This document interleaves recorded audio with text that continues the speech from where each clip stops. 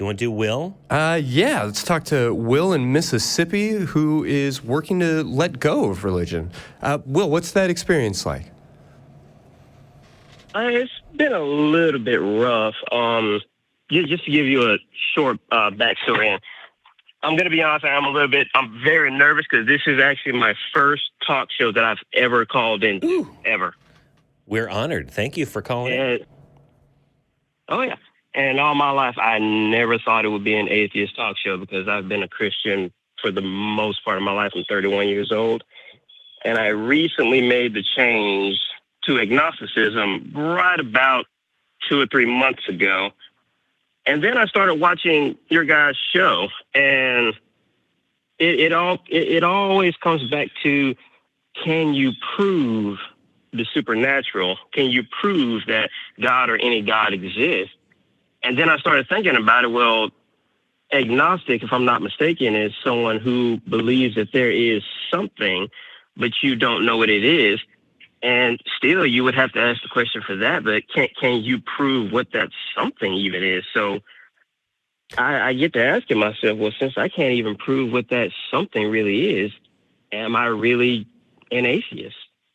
And You believe in I it, would sure. have to say that. I'm sorry? No, I'm just agreeing with you that if you're holding on to some of these labels, which, if you find value in being agnostic or in being atheist or however you want to frame that, great. I'm not going to try and take that away from you. I would just also encourage you to not get overly hung up in this definition or this box or this category. And it's not even necessarily like, can you prove the supernatural? Like that's a necessary step to be religious. So much as it is, why be religious? Like, why believe that all of the earth sits on the back of 4 elephants? Why believe that God sent his only begotten son to save us from this concept of sin that we also just got introduced to? Like, if you believe in those things, okay, but why? And it sounds like you're coming to the conclusion that maybe you don't. To be honest, I think I am. And that's mainly why I called the show, is because I'm just wanting to get some advice on, how to go forward from here. And I'm the kind of person that I'm always seeking the truth to something. I'm one that I never really go by rumors. I never go by what somebody may have told me, what they heard from this person, what they heard from that person. I want the truth.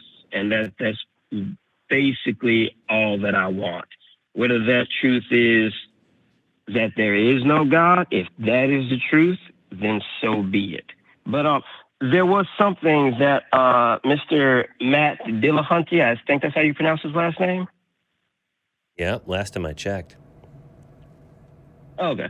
I have actually become a big fan of his. I love the things that he says. Everything that he says just makes absolute sense.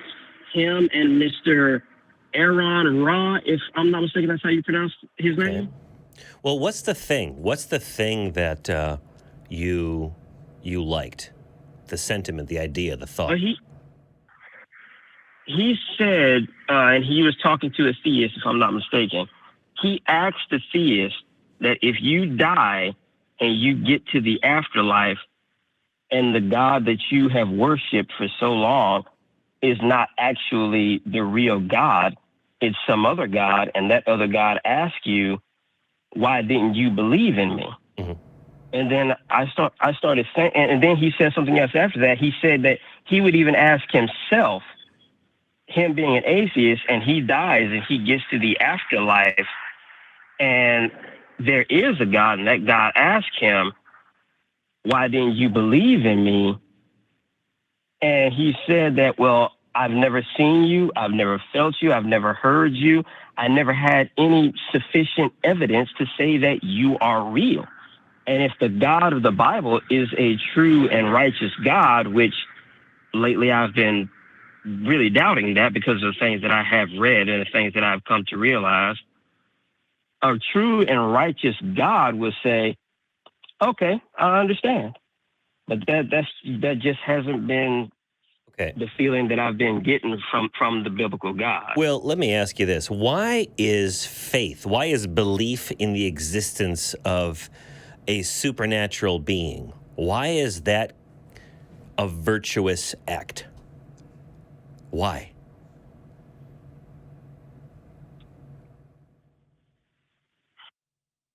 To be honest, I don't know. Me neither. Because I mean, we've been told over and over and over and over again that it is virtuous, that by going to church, by being a Christian in most of the cultures I've been a part of, you are automatically virtuous. He's a good church-going man is kind of the refrain. But it's just that social reinforcement. That's not to say that you can't learn charitable acts and duty and selflessness and love and some of these other ideas from religious institutions.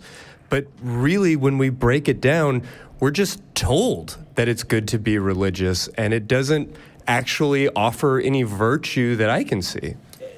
Will, have you seen those Saw movies? Have you seen those Saw movies? It's Halloween. Let's talk about this. I have seen a couple of them. I haven't seen them all, and I haven't even seen the new one yet. All right, neither have I. But you get the premise of it. Okay, so let's say you find yourself in a filthy butcher shop, I don't know, bathroom tiled area with another individual. Okay, and you don't know who this person is. You wake up, you both come to consciousness. Okay. I would assert that what you really care about is whether or not the person in the room with you is a good person who cares about life, who cares about compassion, who cares about cooperation to get out of that terrible scenario, out of that room, a person who cares about your well-being as well as theirs because they have empathy and they are humanistic, right? I would assert that you would prefer to be in a room with someone like that rather than someone who believes that the life that you're living right now is a doormat or is just like a prelude to the real life.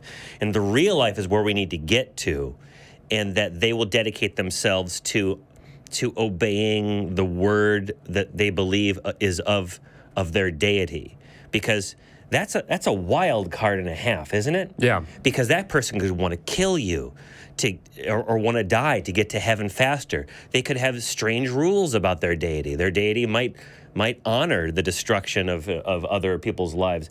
You don't know what the hell they believe, but if the person cares about well-being of living human beings, right, then at least you know you've got a teammate in this world. And we're in this world. We know this world exists. I mean, as much as we know anything, you know, I can feel this, but I can only guess that maybe there's something after life. Sure. And so my question is, to go back to the faith issue, why is belief in that existence beyond this life a virtue? Why is a belief in a deity a virtue? It's why, and also why would that criteria be the criteria that is established for your continued existence? It doesn't seem, it seems to go contrary to every other concept of right and justice and reliability and the kind of people we want to be around in every other aspect of life. And yet we're told, like Christy said, that's one of the highest virtues, faith, hope, and love. Yeah, I mean, right? In the evangelical background I came from, that was the only answer to the only question that actually mattered. Anything else, like your charitable works, I mean, all of these things were insufficient. It really only came down to whether or not you could be convinced of this concept, which is a really powerful way to make a concept multiply and propagate. It's not a great way of validating that concept. Oh, you mean repetition? Just the idea that it's the only thing that matters. Oh. If I tell you that believing in God is more important than absolutely everything else, then you are much more likely to believe in God, but it doesn't make the question of whether or not you should believe in God have any validity. Yeah. Yeah, well, that was one of the things that got me in my earliest days is they were really pushing this idea that you had to believe, and belief was the most important thing, and that if you didn't believe, you were bad. But I just don't get it. Personally, it does not make any sense to me. And if you could think of a reason why faith in the existence of an omnipresent yet eternally absent deity is one of the highest, if not the highest virtue, I'd love it if you could explain it to me. Anyone calling in, please do. To be honest, I really couldn't, because I have asked people this question before.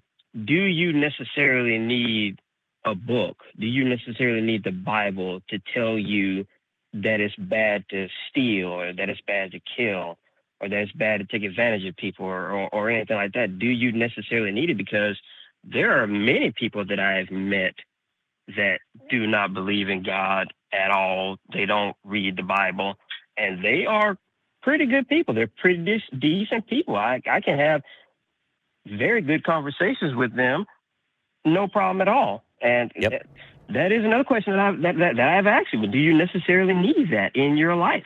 Well, I mean, that's not even what the book is for. Like, it's all about this question of faith. Even you miserable sinners and the prostitutes and the fishermen and the awful people, however we want to start labeling everybody, it doesn't matter if you're, quote, a good person. It only matters that you have faith. And where does faith come? But hearing the word of the Lord. So this book is really just a chain letter that's trying to propagate itself. It's you have to read this book, and you have to share this book with other people who have to read this book so that they can share it with other people, and on and on and on and on. And if you don't, you'll get in one eternity of bad luck. You know, Will, you said something that made me think of two of my friends. They own an Indian restaurant here in Austin, Texas. I won't say the name of it because I feel like I'd be promoting a business, but they're fantastic. I'll find out from you later. They're on East 7th. You know, do the math. But anyway, she's a Hindu. She's a Hindu, mm-hmm. and she's got a giant statue of Ganesha that her atheist husband had shipped from India in their home, right? He thinks it's all bullshit, pardon my language. And but she's wonderful, just a wonderful lady. And during the freeze, they were distributing food and water to people in the neighborhood, both at their restaurants and at their home location. He was doing it too, not to please Ganesha or Vishnu or any of those people, just because it's a good humanist thing to do. So you obviously don't need the Bible to do good things for humans on earth. And I would argue that the Bible doesn't even really care if you do good things for humans on earth. It's focused on the next life. The idea, of course, is that if you are saved, if you are a godly person, you will do good things. But it's not focused on that. Look at all of the patriarchs of the Bible, all the heroes of the Old Testament, certainly, and arguably in the New Testament as well. They're not necessarily good people. In fact, I was reading through the Bible a couple of years ago, and I got through the book of, was it Joshua, I think, and I made note that every single person was a garbage person. Terrible people in the Bible, and these are supposed to be people we look up to. And I suppose I could recontextualize those biblical figures and see that they're doing all this great work. But when you really look at it from a human level, you wouldn't want these people as your neighbor. That's for sure. And certainly if they were your child, you would scold them. Oh, that's my thought. Fair to say. How is all that landing with you, Will?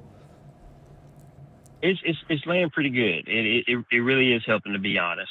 I recently came out to my parents. It was not as bad as I thought it was going to be. My mom, she was pretty understanding about it. My dad, on the other hand, we did have a little bit of a spat, but my dad, just like me, he's a very understanding person.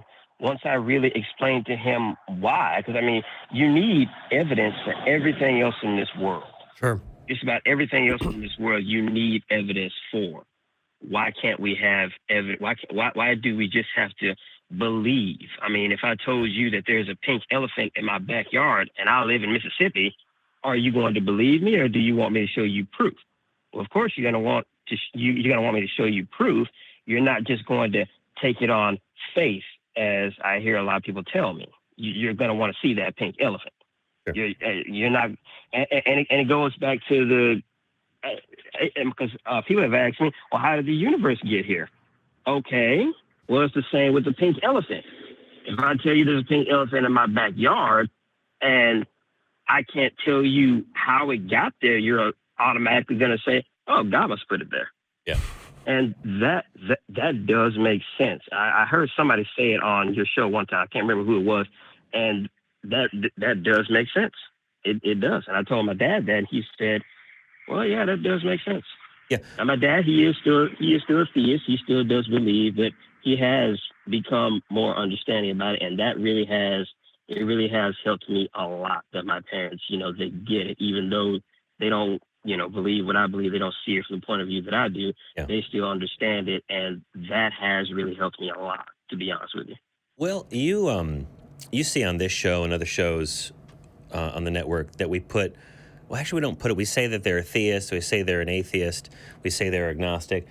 Christy was hitting on this before. The labels aren't that important. They kind of get us in the ballpark of where a person might be in their state of belief on physical claims and stuff. But when you talk to family members, and you've already come out to your family, you don't have to say, I'm an atheist, I'm an agnostic. You can say, just talk about the specifics of your belief state. Yes. Like, I'm having questions about this, and I just don't think that I find it to be convincing that this is true. I'm open to getting more evidence, and whatever it might be. I'm open to hearing more about it, but at this point, I just don't think that there's good enough reason to believe, at least not for me, and maybe I haven't seen anything. Now, that's going to invite them to come forth with, Sure.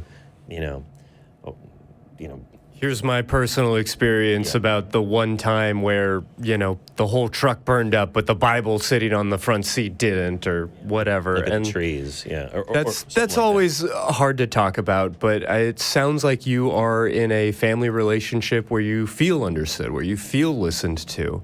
I know that deconstructing your faith can cause a lot of loss, cause a lot of mourning and grief. How are you handling just the distress of your experience?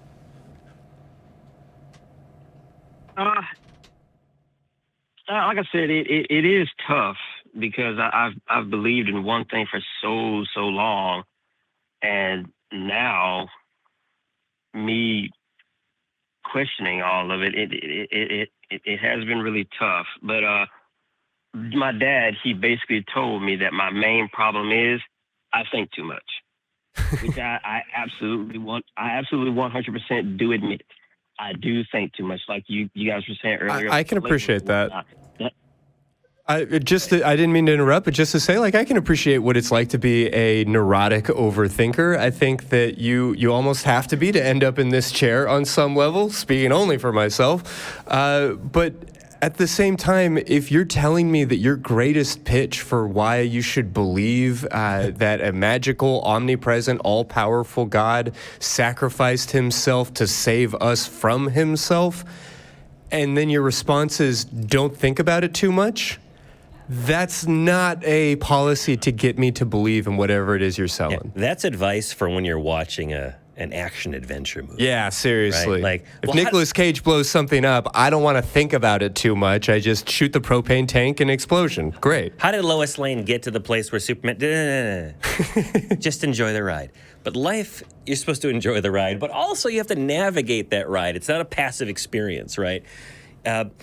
You said your life's very different with regard to at least those beliefs and how that changed maybe your perspective on things. I'm sort of rephrasing it, but there's a lot of things that haven't changed in your life, right? You still have to do the same things to maintain this body of yours, and you have to work, you have to maintain relationships with people, and there's a lot of things that will not change at all. It might be that you don't say a little prayer before you do something. It might be that you don't turn to, an imaginary or real voice that's in your head, a conversation that you have running with what you might believe is an external person. It might actually you just kind of run things past yourself. But the rest of it stays the same. And now you're in a position where you can reevaluate some of the positions you've taken on issues in your life, in greater society, the the conversations that we're having and find out what's the basis for your opinion on X and Y and Z, and try to find a good, rational basis that benefits, well, there's the other question. Because we have a lot of people who are fans of these shows who are not humanists, I would argue. They are just atheists. Sure, yeah. Okay? And so do you want to just not believe in the existence of a supernatural deity? Do you want more? Do you want to have some guiding principles for your life? You have to construct those for yourself. And what will they be? Will it be for personal enjoyment, have a good time all the time? Or will it be something a little bit more, I don't know, globalistic, holistic? Concerned with the well-being of conscious creatures? Yeah, there you go. You can construct that. And some might tell you you're doing it wrong, but the truth is it's your process to go through. Mm-hmm. So you're going to be busy for the rest of your life. Don't think you can just rest on your laurels. The job is just starting. Well, the advice that my dad gave me is that this is the only life you get, so do your best at it. At the end of the conversation that we had, that's pretty much what he was getting at. Try not to overthink it, and just do the best that you can in this one life that you have. And I'm not one of those persons. I'm not trying to push what I believe now onto anybody else. If somebody asks me my personal belief, I'm going to tell them the truth of what I think. And if they want to have a conversation about that, absolutely. I love conversation and I love debate more than I think I should sometimes, because, that turns into a lot of arguments in my family. The one main argument that was asked that we had in my family as far as debate goes is whether or not the MCU Thanos was evil, technically evil or not. And that turned into a very big spat. So why didn't he just make more resources? Why did he have to snap half of them out of existence? Yes. These are the big questions of life. These are the things that you will always be wondering. That's right. That's right. Well, that's fun too, because the conversation about Thanos can be a proxy war that you can fight with your family about over the nature of Yahweh or whoever else, Allah. The paradox of being omnipowerful. Well, I wasn't talking about Yahweh, Mom. I was talking about Thanos.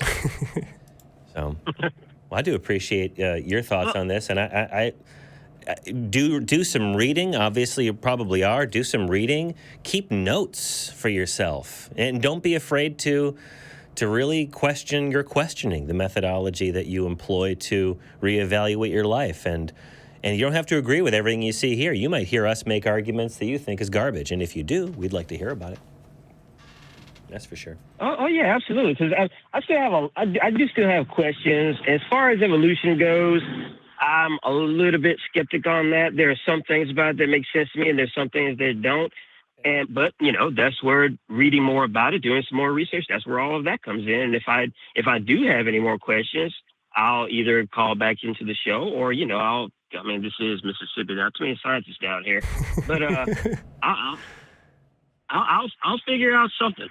You sure will. Yeah, it's an ongoing journey, so don't put too much pressure on yourself to have it all figured out. These things are aspirations, not destinations. But glad to hear that you are on your journey, and thank you so much for giving us a call.